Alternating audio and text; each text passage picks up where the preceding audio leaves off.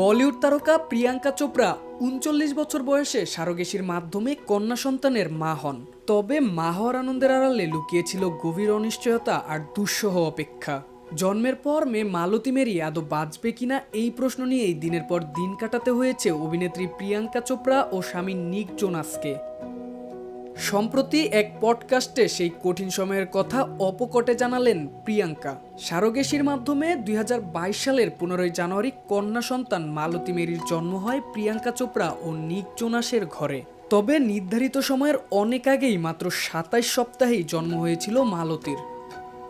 চিকিৎসকরা আগে জানিয়ে দিয়েছিলেন এই পরিস্থিতিতে শিশুর বেঁচে থাকা নিয়ে বড় ঝুঁকি রয়েছে, ফলে উদ্বেগে ভেঙে পড়েছিলেন এই তারকা দম্পতি। প্রিয়াঙ্কা বলেন, এটাই ছিল আমার জীবনের সবচেয়ে কঠিন অধ্যায়। প্রায় ৩ মাস ধরে আমি ও নিক সব কাজ স্থগিত রেখে প্রতিদিন হাসপাতালে যেতাম শুধু মেয়ের মুখ দেখব বলে।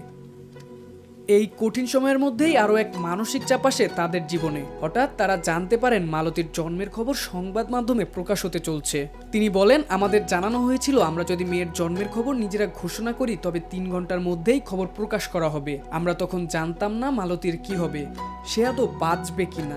অবশেষে নিজেরাই বলার সিদ্ধান্ত নিতে বাধ্য হই। অভিনেত্রী জানান, জন্মের সময় মালতীর গায়ের রং বেগুনি হয়ে গিয়েছিল। হাসপাতালের নার্সদের আঙুলের চেয়েও ছোট ছিল মেয়ের মুখ। সেই দুঃস্বপ্নের দিন পেরিয়ে মালতী যখন সুস্থ হয়ে বাড়ি ফেরে তখন আবেগঘন হয়ে পড়েন প্রিয়াঙ্কা। তিনি বলেন, আমাদের বাড়িতে একটি বড় মন্দির আছে, সেখানে প্রথমে আমি কেঁদেছিলাম, ভয় থেকে নয়, কৃতজ্ঞতা থেকে, কারণ মালতী বাড়ি ফিরতে পেরেছিল।